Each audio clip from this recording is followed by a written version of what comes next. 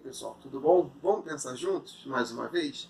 Bom, eu quero compartilhar com vocês uma experiência que eu tive no trânsito recentemente, né? Eu moro aqui no Rio de Janeiro, para quem não me conhece, quem me assiste de fora, e aqui nós temos a Via Dutra, que é a BR-116.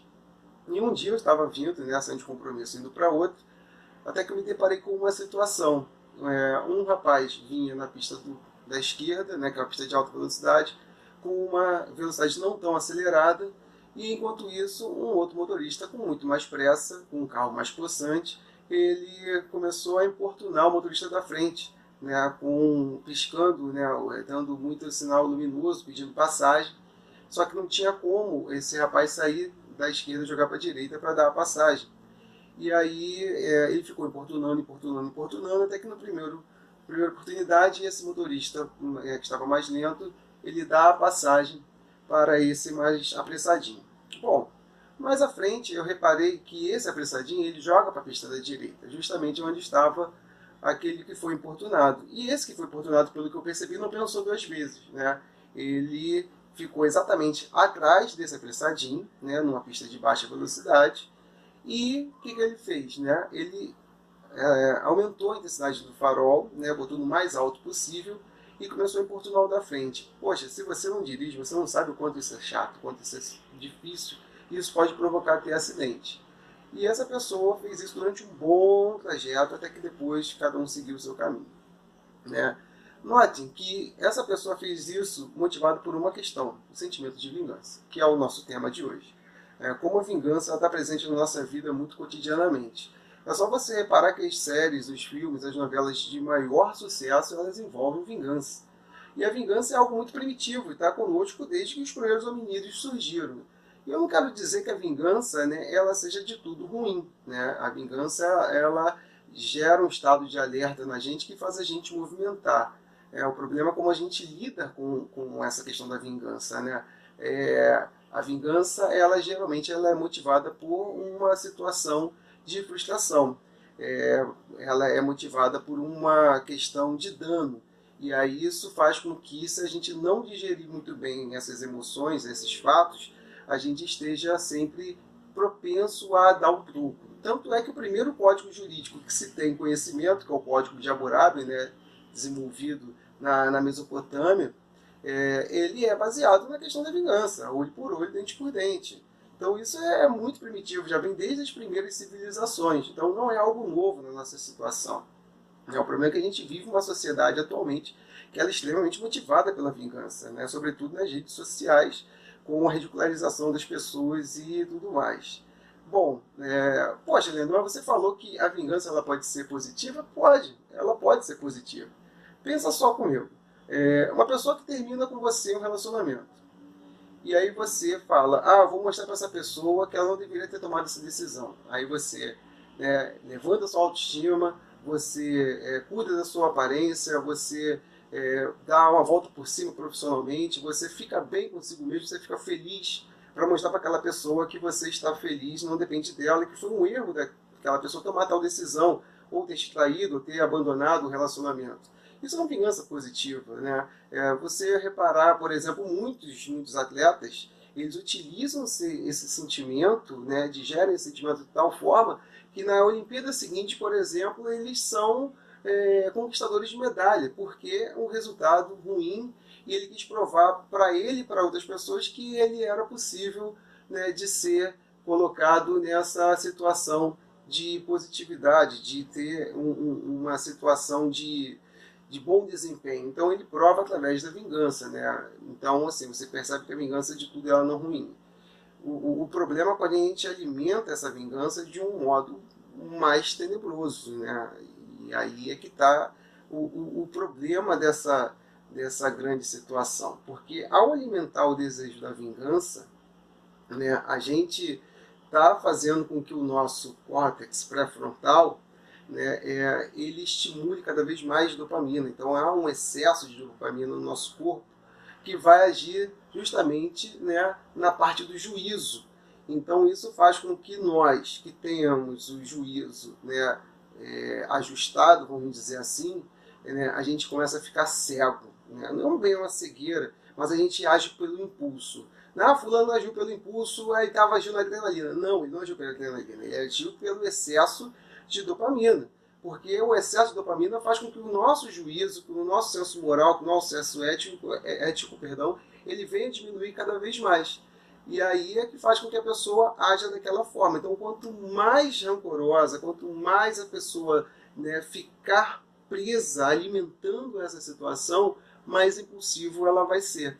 E aí isso vai trazer problemas. Por quê? Porque a vingança, quando efetuada, lembre-se que a vingança ela é sempre destinada a alguém, nunca a alguma coisa. Por exemplo, uma catástrofe como aconteceu aqui no Rio de Janeiro na semana passada, um fenômeno da natureza. Então você não quer se vingar da natureza. Então você vai ficar revoltado com essa situação e vai querer se vingar das autoridades que não tomaram nenhuma providência. Então você destina, canaliza essa sensação, você canaliza a esse processo de vingança a uma pessoa, a um grupo de pessoas especificamente, mas nunca a uma situação, né, que não esteja, que fuja ao humano, né, que fuja ao humano. Então você tem essa situação. A vingança é sempre destinada a alguém, a um grupo de pessoas. Então não existe vingança contra um objeto inanimado. Não tem como. Tá?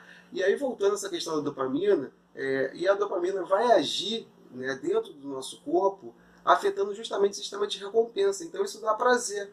Efetuar uma vingança, ela é prazerosa. E eu volto a mencionar uma questão. Nós estamos falando de relações cotidianas. Nós não estamos falando de pessoas com psicopatia. Estamos falando de pessoas saudáveis, que são levadas a agir de tal forma pelo seu dia a dia. E o problema é que quanto mais ela alimenta sentimento de vingança, né, que são causados por frustrações ou por sensação de injustiça, por exemplo, uma pessoa narcisista, ela nunca vai aceitar que o desenho do outro seja mais bonito que o dela, que a feitura do outro seja melhor do que a dela, que a posição que o outro teve seja melhor que a dela. Então isso vai fazer com que ela retroalimente essa situação de vingança para ferir o próximo. Causar dor no outro passa a ser prazeroso. Então isso é um problema, né? Por isso que lidar com essas sensações e com essas questões é de fundamental importância para a manutenção do nosso bem-estar psíquico e também físico. Por quê? Porque quanto mais a gente alimenta a vingança, isso gera úlceras, gastrite, arritmia, isso gera abaixa nossa imunidade, então a gente fica propenso a ser mais doente. Isso age no nosso emocional, fazendo com que nós fiquemos cada vez mais ansiosos, depressivos e até mesmo que a gente tenha tendências suicidas, já que esses objetivos provavelmente possam não ser efetuados.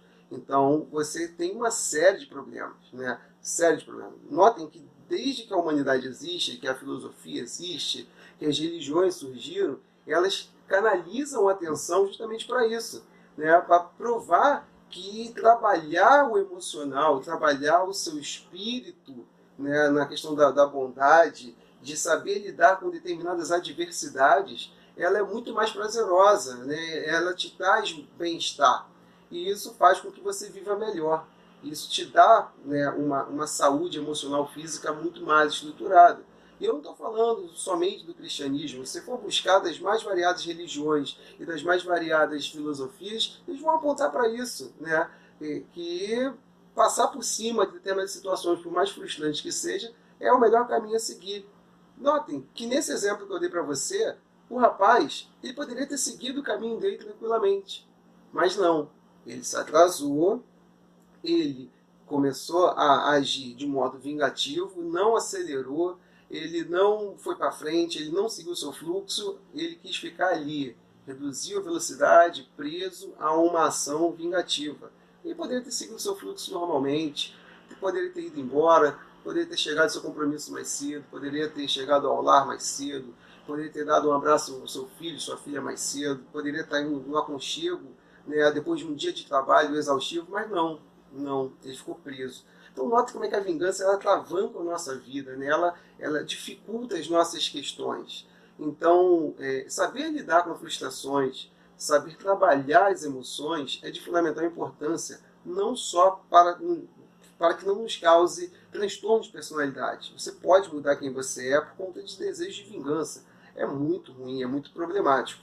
Mas você pode ter uma vida muito mais saudável sabendo lidar com essas situações. Nem sempre a gente vai ganhar. E nem sempre a gente vai perder. Né? Então, saber trabalhar com essas questões e inibir processos vingativos, pensamentos vingativos, é a melhor coisa. Né? A gente vive num país que é predominantemente cristão, e aí você pode se agarrar aos ensinamentos de Cristo para tomar isso, mas você pode ver tantas outras religiões que pregam a mesma coisa. Né? O perdão, a harmonia, porque sabe que o nosso corpo, nossa mente, ela funcionam, né, de modo muito, muito entrelaçado. Então, se o seu emocional vai mal, o seu corpo também estará externalizando tudo isso, né? E a sua saúde vai de mal a pior. Valeu? Então, a gente pensou hoje sobre a vingança, como isso atinge a gente. Forte abraço e até a próxima.